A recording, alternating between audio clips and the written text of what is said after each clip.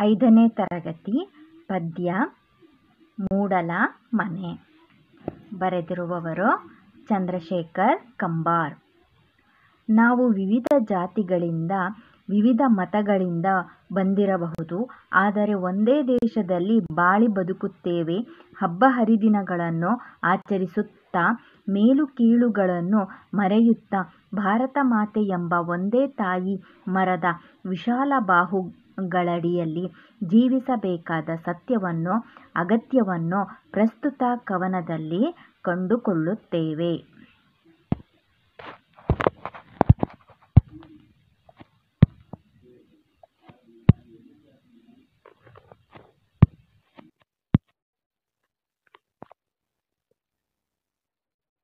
ಈ ಪದ್ಯದ ಮೂಲಕ ಕವಿ ನಾವು ಹಲವಾರು ಬೇರೆ ಬೇರೆ ಜಾತಿಯಾಗಿದ್ದರೂ ನಾವು ಬದುಕುತ್ತಿರುವುದು ಒಂದೇ ದೇಶದಲ್ಲಿ, ಭಾರತ ಎಂಬ ವಿಶಾಲವಾದ ದೇಶದಲ್ಲಿ. ಅದಕ್ಕೆ ನಾವು ಯಾವುದೇ ಮೇಲು ಕೀಳು ಎಲ್ಲವನ್ನು ಮರೆತು ನಾವು ಭಾರತ ಮಾತೆ ಎಂಬ ಒಂದೇ ತಾಯಿ ಮರದ ವಿಶಾಲ ಬಾಹುಗಳಡಿಯಲ್ಲಿ ಜೀವಿಸ್ತಿದ್ದೀವಿ ಅನ್ನೋದನ್ನು ನಾವು ಅರ್ಥ ಮಾಡಿಕೊಂಡು ಈ ಮೇಲು ಕೀಳು ಜಾತಿ ಮತವನ್ನೆಲ್ಲ ಬಿಟ್ಟು ನಾವು ಮನುಷ್ಯ ಒಂದು ಜಾತಿ ಅಂತ ತಿಳ್ಕೊಂಡು ನಾವು ಬದುಕಬೇಕು ಅನ್ನೋದನ್ನು ಈ ಪದ್ಯದ ಮೂಲಕ ಅವರು ಹೇಳ್ತಾ ಇದ್ದಾರೆ. ನಮ್ಮೂರ ಅಗಸ್ಯಾಗ ಆಲದ ಮರ ಬೆಳೆದು ಹಾದಿ ಬೀದಿಯೆಲ್ಲ ತಂಪು ನೆರಳ, ನೆತ್ತಿಗೋದಲ ಹರವಿ ತಂಪಾವ ಮಾಡೋನ್ಯಾರ, ಜಡಿಮುನಿಯ ಜಡಿಯ ಹಂಗ ಬೀಳಲ, ರೆಂಬಿ ಕೊಂಬಿಯ ಮ್ಯಾಲ ಗೂಡು ಕಟ್ಟಿದಾವ ರೆಕ್ಕೆ ಬಲಿತ ಹಕ್ಕಿ, ಗೂಡಿನಾಗ ಮಲಗ್ಯಾವ ಮರಿಹಕ್ಕಿ, ದೂರ ದೇಶದ ವಲಸಿಗ ಹಕ್ಕಿಗೂ ಐತಿ ಜಾಗ ಒಳಗ. ಏನು ಹೇಳ್ತಿದ್ದಾರೆ ಅಂದರೆ, ನಮ್ಮೂರ ಅಗಸ್ಯಾಗ ಆಲದ ಮರ ಬೆಳೆದು ಹಾದಿ ಬೀದಿಯಲ್ಲೇ ತಂಪು ನೆರಳ.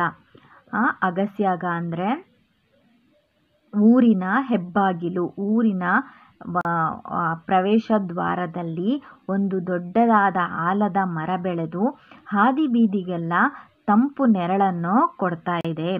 ನೆತ್ತಿಗೂದಲ ಹರವಿ ತಪವ ಮಾಡೋನ್ಯಾರ. ಇದು ನೆತ್ತಿಗೂದಲ ಅಂದರೆ ಅದರ ಆಲದ ಮರದ ಎಲ್ಲ ರೆಂಬೆ ಕೊಂಬೆಗಳು ಮರದ ಎಲೆಗಳೆಲ್ಲವೂ ಅವರಿಗೆ ಏನು ನೆತ್ತಿಗೂದಲು ಕಂಡಂಗೆ ಕಾಣ್ತಾ ಇದೆ. ತಪಸ್ಸನ್ನು ಋಷಿ ತಪಸ್ಸು ಮಾಡ್ತಿರುವ ರೀತಿಯವರು ಅದಕ್ಕೆ ಹೋಲಿಸಿದ್ದಾರೆ. ಜಡಿಮುನಿಯ ಜಡಿಯ ಹಂಗ ಬೀಳಲ. ಇದು ಒಂದು ಋಷಿಯ ಜಡೆ ಹೇಗೆ ಕೆಳಗೆ ಬಿದ್ದಿರುತ್ತೋ ಅದೇ ರೀತಿ ಆಲದ ಮರದ ಎಲ್ಲ ರೆಂಬೆ ಕೊಂಬೆಗಳು ಬಿದ್ದಿದೆ. ರೆಂಬಿ ಕೊಂಬಿಯ ಮ್ಯಾಲ ಗೂಡ ಕಟ್ಟಿದಾವ ರೆಕ್ಕೆ ಬಲಿತ ಹಕ್ಕಿ. ರೆಕ್ಕೆ ಬಲಿತ ಹಕ್ಕಿಗಳು ಅದರ ರೆಂಬೆ ಕೊಂಬೆಗಳಲ್ಲೆಲ್ಲ ಗೂಡು ಕಟ್ಟಿದ್ದಾವೆ. ಗೂಡಿನಾಗ ಮಲಗ್ಯಾವ ಮರಿಹಕ್ಕಿ. ಆ ಗೂಡಿನೊಳಗೆ ಚಿಕ್ಕ ಮರಿಹಕ್ಕಿಗಳು ಮಲಗಿದ್ದಾವೆ. ದೂರ ದೇಶದ ವಲಸಿಗ ಹಕ್ಕಿಗೂ ಐತಿ ಜಾಗ ಒಳಗೆ. ಬೇರೆ ದೇಶದಿಂದ ವಲಸೆ ಬಂದಂತಹ ಹಕ್ಕಿಗಳಿಗೂ ಈ ಮರದಲ್ಲಿ ಜಾಗ ಇದೆ. ಬನ್ನಿರಿ ನೀವು ನಮ್ಮ ಬಳಗ. ನೀವು ಬೇರೆ ವಲಸಿಗ ಪ್ರದೇಶದಿಂದ ಬಂದಂತಹ ಹಕ್ಕಿಗಳಿಗೂ ಇಲ್ಲಿ ಜಾಗ ಇದೆ, ಬರ್ರಿ ನೀವು ನಮ್ಮ ಬಳಗ, ನೀವು ನಮ್ಮ ಸಂಬಂಧಿಕರೇ, ನೀವು ಬನ್ನಿ.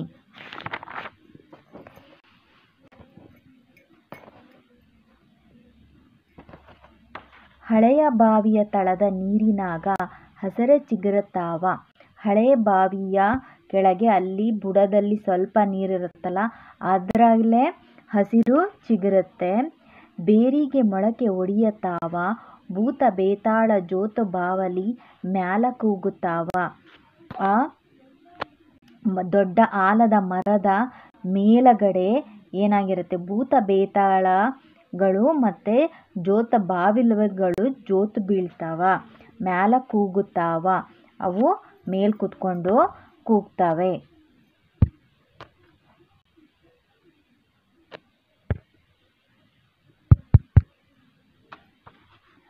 ಮರದಾಗ ಕರಗ ಕುಣಿಯತಾವ.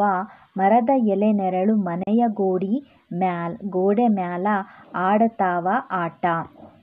ಮರದ ಕರಗ, ಈ ಭೂತ ಬೇತಾಳಗಳೆಲ್ಲವೂ ಕೂಗ್ದಾಗ ಅದು ಒಳ್ಳೆ ಕರಗ ಕುಣಿಯ ಅಂತಹ ಹಾಗೆ ಅವರು ಅನ್ಸತ್ತೆ.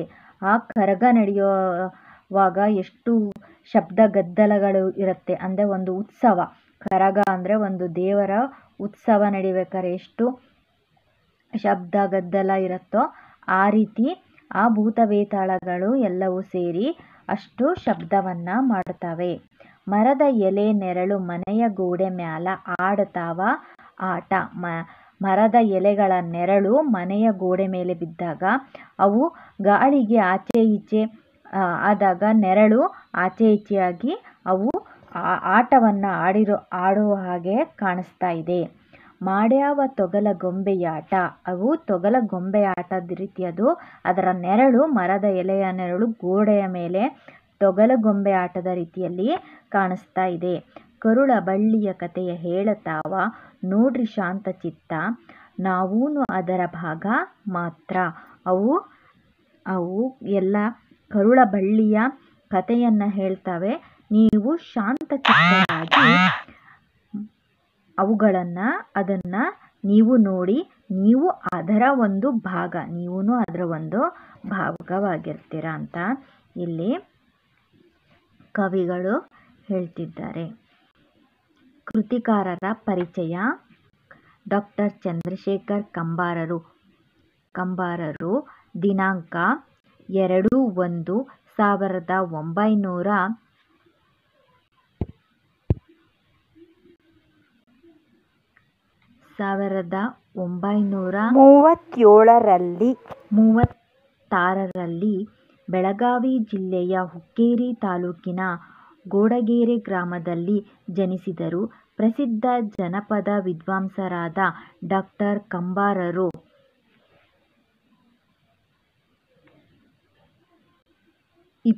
24 ನಾಟಕಗಳು, 10 ಕವನ ಸಂಕಲನಗಳು, 5 ಕಾದಂಬರಿಗಳು ಮತ್ತು ಹಲವು ಕೃತಿಗಳನ್ನು ರಚಿಸಿದ್ದಾರೆ. ಚಕೋರಿ ಅವರ ಮಹಾಕಾವ್ಯ ಸಂಗ್ಯಾಬಾಳ್ಯ, ಜೋಕುಮಾರಸ್ವಾಮಿ, ಸಿರಿಸಂಪಿಗೆ ಮತ್ತು ಅರಮನೆ, ಶಿಖರಸೂರ್ಯ ಮುಂತಾದವು ಕಾದಂಬರಿಗಳು. ಸಂಗ್ಯಾಬಾಳ್ಯ ಅನ್ನೋದು ಕಾದಂಬರಿ, ಚಿತ್ರವೂ ಸಹ ಚಲನಚಿತ್ರ ಸಹ ಆಗಿದೆ ಅದು. ಶ್ರೀಯುತರು 2010ರ ಜ್ಞಾನಪೀಠ ಪ್ರಶಸ್ತಿಯನ್ನು ಪಡೆದಿದ್ದಾರೆ. ಕೇಂದ್ರ ಸಾಹಿತ್ಯ ಅಕಾಡೆಮಿ ಪ್ರಶಸ್ತಿ, ಕೇಂದ್ರ ಸಂಗೀತ ಮತ್ತು ನಾಟಕ ಅಕಾಡೆಮಿ ಪ್ರಶಸ್ತಿ ಮುಂತಾದ ಹಲವಾರು ಪ್ರಶಸ್ತಿಗಳು ಶ್ರೀಯುತರಿಗೆ ಲಭಿಸಿವೆ. ಪ್ರಸ್ತುತ ಮೂಡಲಮನೆ ಕವನವನ್ನು ಅವರ ಎಲ್ಲಿದೆ ಶಿವಪುರ ಎಂಬ ಕವನ ಸಂಕಲನದಿಂದ ಆಯ್ದುಕೊಳ್ಳಲಾಗಿದೆ.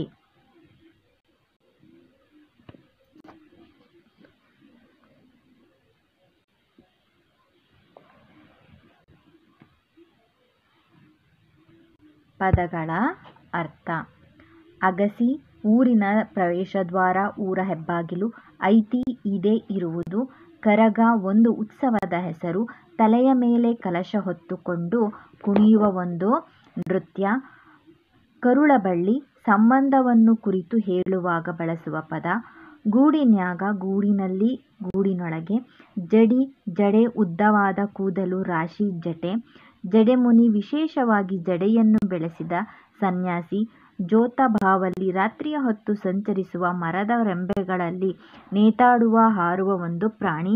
ತಪ, ತಪಸ್ಸು, ಧ್ಯಾನ. ತಳ, ಕೆಳಭಾಗ, ಸಮತಟ್ಟಾದ ಪ್ರದೇಶ. ತೊಗಲುಗೊಂಬೆಯಾಟ, ಚರ್ಮ ಬಳಸಿ ಸಿದ್ಧಪಡಿಸಿದ ಗೊಂಬೆಗಳನ್ನು ಬಳಸಿ ಆಡುವ ಆಟ. ನಾವೂನು, ನಾವು ಸಹ, ನಾವೆಲ್ಲರೂ. ನೆತ್ತಿ, ತಲೆಯ ಮಧ್ಯಭಾಗ. ಮ್ಯಾಲ, ಮೇಲೆ. ಮೊಳಕೆ ಒಡಿ, ಮೊಳಕೆ ಬರುವುದು, ಚಿಗುರುವುದು. ಬಲಿತ, ಬೆಳೆದ, ಶಕ್ತಿಯುತವಾದ, ಬಲಿಷ್ಠ. ಬಳಗ, ಗುಂಪು, ಬಂಧುಗಳ ಸಮೂಹ. ಬಿಳಲ, ಮರದ ಕೊಂಬೆಗಳಿಂದ ನೇತಾಡುವ ಬಿಳಲ. ಭಾಗ, ಅಂಶ, ಒಂದು ಪಾಲು. ಭೂತಬೇತಾಳ, ದೆವ್ವ ಪಿಶಾಚಿ. ವಲಸಿಗ, ಒಂದು ಪ್ರದೇಶದಿಂದ ಮತ್ತೊಂದು ಕಡೆಗೆ ಹೋಗಿ ನೆಲೆಸುವವನು. ಶಾಂತಚಿತ್ತ, ಶಾಂತ ಮನಸ್ಸು, ತೃಪ್ತ ಮನಸ್ಸು. ಹರವು, ಹರಡು, ವಿಸ್ತರಿಸು. ಕೆದರು, ಹಸರ, ಹಸಿರು.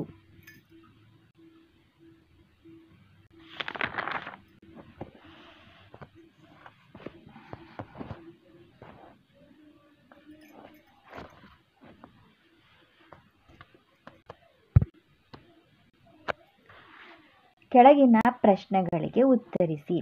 ಆಲದ ಮರ ಎಲ್ಲಿ ಬೆಳೆದು ನಿಂತಿದೆ? ಆಲದ ಮರ ಎಲ್ಲಿ ಬೆಳೆದು ನಿಂತಿದೆ?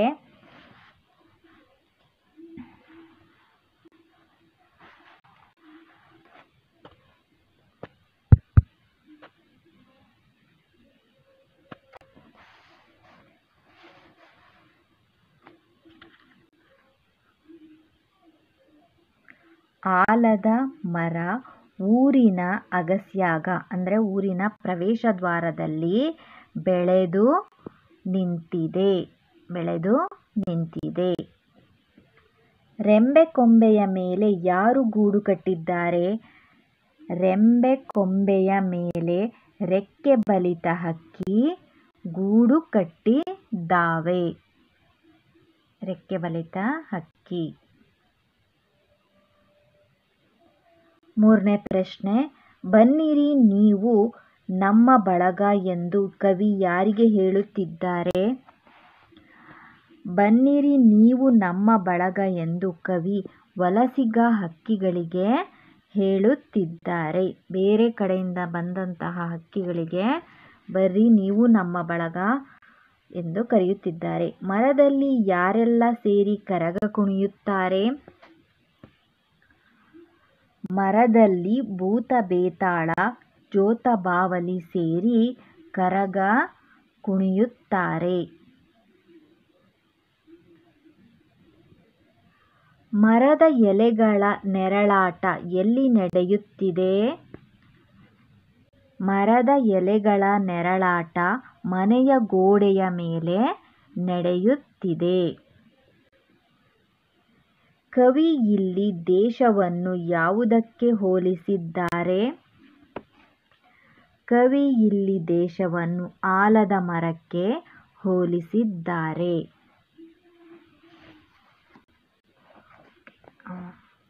ನೆಕ್ಸ್ಟ್, ಕೆಳಗಿನ ಪದ್ಯಭಾಗವನ್ನು ಪೂರ್ಣಗೊಳಿಸಿ ಕಂಠಪಾಠ ಮಾಡಿರಿ. ಇಲ್ಲಿ ಪದ್ಯವನ್ನು ನೋಡಿಕೊಂಡು ಬರಿಬೇಕು. ಅದನ್ನು ಪೂರ್ಣಗೊಳಿಸಿ ನೀವು. ವ್ಯಾಕರಣ ಮಾಹಿತಿ. ಕಾಲಗಳು. ಕಾಲಗಳಲ್ಲಿ ಎಷ್ಟು ವಿಧ? ಕಾಲಗಳಲ್ಲಿ 3 ವಿಧ. ನಡೆಯುತ್ತಿರುವ ಮತ್ತು ನಡೆಯುವ ಕ್ರಿಯೆಗಳನ್ನು ಸೂಚಿಸುವುದೇ ಕಾಲಗಳು. ಇವುಗಳಲ್ಲಿ 3 ವಿಧ: ಭೂತಕಾಲ, ವರ್ತಮಾನ ಕಾಲ, ಭವಿಷ್ಯತ್ ಕಾಲ. ಭೂತಕಾಲ. ಭೂತಕಾಲ ಅಂದರೆ ನಡೆದು ಹೋದ ಘಟನೆಗಳನ್ನು ಹೇಳುವುದಕ್ಕೆ ನಾವು ಭೂತಕಾಲ ಅಂತ ಕರಿತೀವಿ.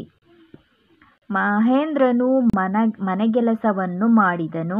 ರಾಣಿ ಮಾರುಕಟ್ಟೆಗೆ ಹೋದಳು. ಗುರುಗಳು ಪಾಠವನ್ನು ಹೇಳಿದರು. ಇವೆಲ್ಲವೂ ಏನು? ಭೂತಕಾಲ. ಎಲ್ಲ ಅದು ಆಗಿದೆ. ಅಂತ ಬಂದರೆ ಮಾಡಿದನು, ಹೋದಳು, ಹೇಳಿದರು. ಅನ್ನೋದು ಇದ್ರೆ ಅದು ಭೂತಕಾಲ, ನಡೆದು ಹೋದ ಕಾಲ. ಅನ್ನೋದು ಅಲ್ಲಿ ಅನ್ನೋದು ಕ್ರಿಯಾಪದದಲ್ಲಿ ಅನ್ನೋದಿದ್ರೆ ಅದು ಭೂತಕಾಲ. ವರ್ತಮಾನ ಕಾಲ, ನಡೆಯುತ್ತಿರುವುದು. ನಾವು ಈಗ ಏನು ಮಾಡ್ತಿದ್ದೀವೋ ಅದು ವರ್ತಮಾನ ಕಾಲ, ನಡೆಯುತ್ತಾ ಇರೋದು ಈಗ. ರಾಜು ತೋಟದಲ್ಲಿ ಕೆಲಸ ಮಾಡುತ್ತಾನೆ. ಲಕ್ಷ್ಮಿ ಶಾಲೆಗೆ ಹೋಗುತ್ತಾಳೆ. ಅವರು ಜಮೀನಿನಲ್ಲಿ ದುಡಿಯುತ್ತಾರೆ. ಮಾಡುತ್ತಾರೆ, ಹೋಗುತ್ತಾಳೆ, ತಿನ್ನುತ್ತಾರೆ, ದುಡಿಯುತ್ತಾರೆ, ಕರೆಯುತ್ತಾರೆ. ಇವೆಲ್ಲವೂ ಏನು? ವರ್ತಮಾನ ಕಾಲ. ತಾರೆ ಉತ್ತ ಅನ್ನೋದು ಬಂದರೆ ಅದು ವರ್ತಮಾನ ಕಾಲ. ನಾವು ಏನು ಈಗ ನಡೆಯುತ್ತಿದೆಯೋ ಅದನ್ನು ಸೂಚಿಸುವುದಕ್ಕೆ ಬಳಸುವಂತಹದ್ದು ಉತ್ತ ಅನ್ನೋದು ಬರುತ್ತೆ. ಮಾಡುತ್ತಾನೆ, ಹೋಗುತ್ತಾಳೆ, ಕುಡಿಯುತ್ತಾರೆ, ನೋಡುತ್ತಾರೆ, ತಿನ್ನುತ್ತಾರೆ. ಇವೆಲ್ಲವೂ ಏನು? ವರ್ತಮಾನ ಕಾಲ. ಈಗೇನು ನಡೀತಿದೆಯೋ ಅದನ್ನು ಹೇಳೋದು ವರ್ತಮಾನ ಕಾಲ. ಭವಿಷ್ಯತ್ ಕಾಲ. ಭವಿಷ್ಯ ಅಂದರೆ ಇನ್ನೂ ಆಗದೇ ಇರೋದು, ಮುಂದೆ ನಡೆಯುವಂತಹದ್ದು. ಮುಂದೆ ನಡೆಯುವಂತಹದ್ದು ಭವಿಷ್ಯತ್ ಕಾಲ. ಪ್ರಸಾದ್ ಶಿಕ್ಷಕ ಆಗುವನು. ಶಾಲಿನಿ ನಟಿ ಆಗುವಳು. ವೈದ್ಯರು ನಮ್ಮ ಮನೆಗೆ ಬರುವರು. ಅನ್ನೋದು ಬಂತು ಅಂದರೆ ಆಗುವನು, ಆಗುವಳು, ಬರುವರು, ಹೋಗುವರು, ನೋಡುವರು, ತಿನ್ನುವರು. ಇವೆಲ್ಲವೂ ಏನು? ಅನ್ನೋದು ಇತ್ತು ಅಂದರೆ ಅದು ಭವಿಷ್ಯತ್ ಕಾಲ. ಇನ್ನೂ ಅದು ಆಗಿಲ್ಲ, ಆಗತ್ತೆ ಅಂತ ಹೇಳೋದು ಅದು ಭವಿಷ್ಯತ್ ಕಾಲ. ಕೆಳಗಿನ ಕೋಷ್ಟಕವನ್ನು ಗಮನಿಸಿ ಓದಿರಿ. ಕಾಲಗಳು: ಭೂತಕಾಲ, ವರ್ತಮಾನ ಕಾಲ, ಭವಿಷ್ಯತ್ ಕಾಲ. ಭೂತಕಾಲ: ಆಡಿದೆನು, ನೋಡಿದೆನು, ಬೇಡಿದೆಳು, ಓಡಿದನು, ನಡೆಯಿತು. ಇವೆಲ್ಲವೂ ಏನು? ಭೂತಕಾಲ. ವರ್ತಮಾನ ಕಾಲ: ಆಡುತ್ತೇನೆ, ನೋಡುತ್ತೇನೆ, ಬೇಡುತ್ತೇನೆ, ಓಡುತ್ತಾನೆ, ನಡೆಯುತ್ತದೆ. ಇವೆಲ್ಲವೂ ಏನು? ವರ್ತಮಾನ. ಭವಿಷ್ಯತ್ ಕಾಲ: ಆಡುವೆನು, ನೋಡುವೆನು, ಬೇಡುವಳು, ಓಡುವನು, ನಡೆಯುವುದು. ಇವು ಭವಿಷ್ಯತ್ ಕಾಲ.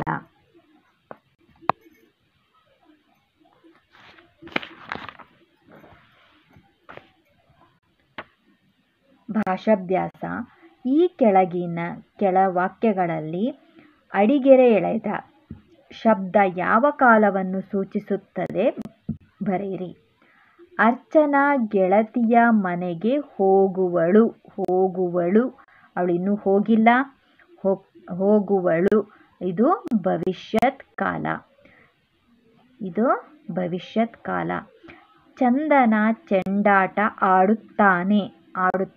ಈಗ ಆಡ್ತಾ ಇದ್ದಾನವನು, ಹಾಗಾಗಿ ಇದು ವರ್ತಮಾನ ಕಾಲ. ಧನುಶ್ರೀ ಗೀತೆ ಹಾಡಿದಳು. ಹೇಳಾಯ್ತವಳು ಹಾಡು, ಅದು ಭೂತಕಾಲ.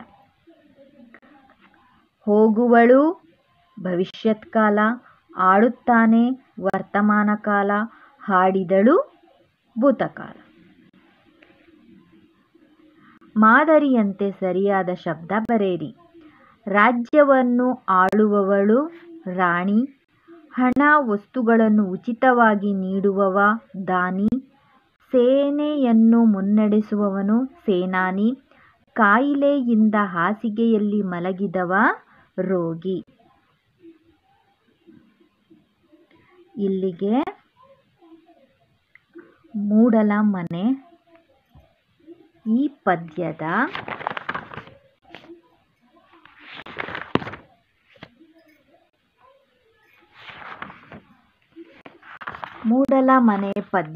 ಎಲ್ಲ ಪ್ರಶ್ನೋತ್ತರಗಳು, ಭಾಷಾಭ್ಯಾಸವು ಮುಗಿದಿದೆ. ಈ